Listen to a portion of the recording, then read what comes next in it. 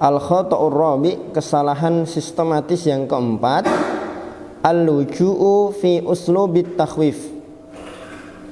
Al-luju' berlindung atau berpaku, ila uslubit takhwif, pada cara takhwif, mengancam atau menakut-nakuti, takhwif. Khafa yakhafu, khawafa yukhawifu takhwifan. Yalja'u ba'dul mu'allimina biqasdi jadbit thalabah. Sebagian pendidik, sebagian pengajar, sebagian guru berpaku dengan tujuan untuk memikat muridnya. Jadbi itu memikat. Wa khususan an-nasyi'ah minhum, khususnya murid yang masih remaja. Ilal Qur'anil Karim, memikat pada Al-Qur'an. Wal iltizam biddin, dan iltizam konsisten terhadap agama umuman secara umum. Au biqasdi, atau dengan tujuan dhabtil halqah, mendisiplinkan halaqah, ahyanan terkadang, ila ittiba'i uslubit takhwif, pada penggunaan cara ancaman atau menakut-nakuti. Laisa bil asa, bukan dengan tongkat. Au bil wasailil madiyah, atau dengan sarana-sarana yang sifatnya material, bawa ganden, bawa kapak, bawa golok, atau bawa apa namanya, duding apa, kalau orang Sumatera tahu duding nggak tahu ya. Guru ngaji membawa bambu yang panjang itu loh, apa namanya, rotan, bukan rotan, bambu kalau kita di sini. Bahannya bambu, bukan rotan. Ya itulah. Bal, akan tetapi bistikhdamil umuril ma'nawiyah, dengan menggunakan perkara-perkara yang sifatnya moral, maknawi. Ka ayatil Qur'anil Karim, seperti menggunakan ayat-ayat Al-Qur'an. Au ba'dil ahadits wal asar, sebagian hadis atau asar para ulama. Fatarahu masalan, maka kamu dapati contohnya, yurakkizu ala ayatil wa'id wat tarhib. Si pendidik ini, si guru ini fokus pada ayat-ayat yang isinya ancaman dan tarhib, menakut-nakuti. Wa yufritu, dan berlebih-lebihan, fi iradil qasas al-mali'ah, dalam menyampaikan kisah-kisah yang dipenuhi bisuwaril azab awil halak, bentuk-bentuk siksaan atau kehancuran. Seperti misalkan bagaimana dicabutnya ruh, bagaimana perjalanan seorang muslim yang baik dan yang buruk, atau orang kafir di dalam kuburan, soal malaikat, Syuja' al-Aqra. Syuja' al-Aqra itu apa? Ular yang nanti akan mendatangi ahli kubur. Ketika dia di dunia dulu kok suka meninggalkan sholat, maka ular ini nanti yang akan ngeletak dia. Kamu sholat subuh tinggalkan, duhur nggak sholat, asar nggak sholat, hati-hati nanti kamu di alam kubur. Wow. Tentang jahanam, tentang zakum, dan seterusnya. Wa yaqifu inda kulli ayatin aw qissah, kemudian dia berhenti di setiap ayat atau kisah, liyazidal amru haulan bi uslubil akhad, supaya semakin mencekam lagi dengan uslub dia, tutur kata dia, al-akhad, yang menakjubkan. Wa ibaratihil masju'ah, dan ungkapan-ungkapan yang masju'ah itu ya, mempesona. Wa isyaratihil masmu'ah, dan isyarat-isyarat yang didengarkan. Wa yaghfalu tamaman, tapi di sisi lain dia melalaikan secara sempurna amma fi hadzal uslubi min mukhalafatin lil manhajin nabiyil karim, bahwa di dalam cara yang seperti ini itu terdapat unsur menyelisih metodenya Rasulullah sallallahu alaihi wasallam. Al-mutamatsil, di mana metodenya Rasulullah itu tergambar fit tawazun, pada proporsionalitas seimbang, baina janibai targhib wa tarhib, antara memotivasi dan menakut-nakuti. Tidak cuma menakut-nakuti tapi juga ada motivasi. Tidak cuma cerita tentang jahanam tapi juga cerita tentang surga. Summa fil luju ila uslubil khiwar al-hadi wal hujjah al-muqni'ah.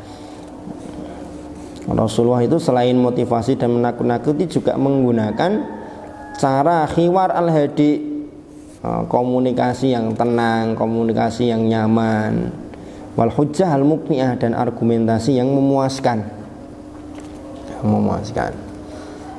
Contohnya apa? Contohnya seorang pemuda yang datang kepada Rasulullah minta izin untuk berzina, ya kan?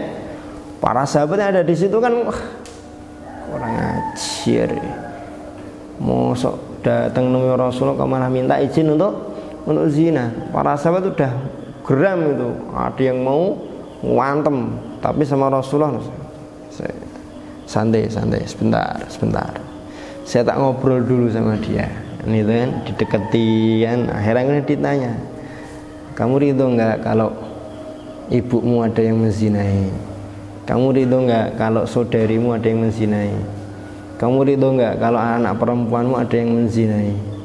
Kamu ridho nggak kalau bibimu, saudara-saudaranya ibumu ada yang menzinai? Kamu ridho nggak kalau saudari-saudarinya bapakmu ada yang menzinai? Otomatis kan dia jawab, ya enggak ridho lah, oleh Rasulullah. Gimana mungkin saya ridho kalau anak perempuan saya dizinai oleh orang? Ya, demikian pula yang dirasakan oleh mereka, keluarganya perempuan yang nanti akan kamu zinai. Akhirnya kan ketika dia datang itu tidak ada sesuatu yang paling dia cintai selain dari zina. Setelah diajak ngobrol sama Rasulullah, berubah langsung 180 derajat. Tidak ada perkara yang paling dia benci selain daripada zina, kan gitu. Hanya dengan ngobrol kan, hanya dengan ngobrol yang santai kan. Tidak dengan, kalau kita kan mungkin udah ngamuk-ngamuk kan. Wah, itu arti syariat apa piye? Az-zani atau wazani fajlidu. Gitu kan. Nah, ini metodenya Rasulullah sallallahu alaihi wasallam. Hakadha manhajul hiwar wal iqna. Demikianlah metode diskusi dan iqna, memberikan kepuasan. Memberikan kepuasan di sini maksudnya apa? Yaitu tadi kan, argumentasi yang dibangun itu kemudian dipatahkan dengan argumentasi yang lebih kuat sehingga dia itu sadar. Jadi berubahnya bukan karena takut, bukan karena ancaman, tapi memang karena kesadaran. Wa hadhihi atharul ijabiyyah al-mubasyirah 'alal qalbi wal fikri. Inilah efek positif yang langsung terasa pada hati dan pikiran. Fa bihi falyakunil amal.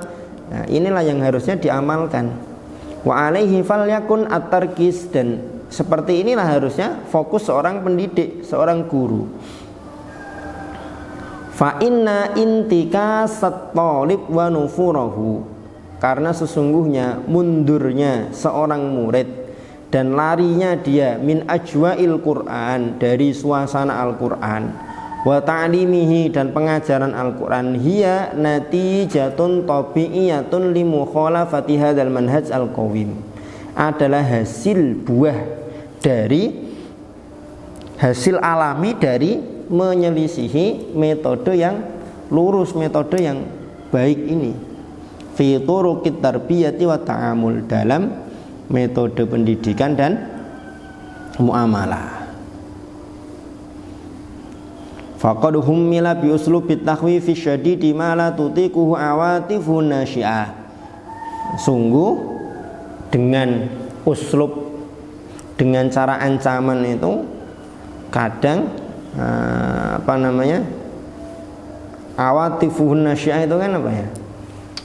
Perasaan yang sebenarnya itu belum sampai sana, tapi karena ditakut-takuti terus, akhirnya kan kemudian malah menjadi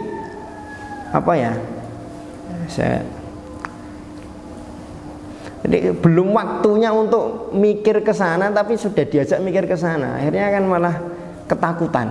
Akhirnya malah ketakutan. Nah gitu.